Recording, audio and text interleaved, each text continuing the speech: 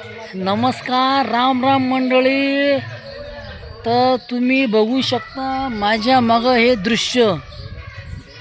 हे जे दृश्य आहे मी तुम्हाला झूम करून दाखवण्याचा प्रयत्न करतो.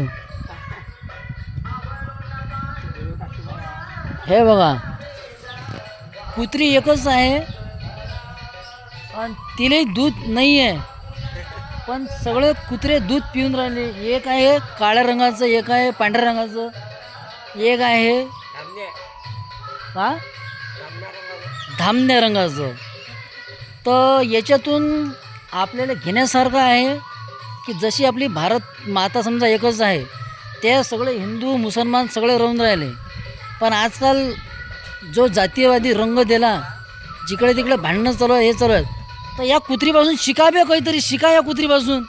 या कुत्रीला का मरायला झाली, पण तरी ते कशी तिच्या याच्यासंग प्रेम करून राहिली कुत्री संग.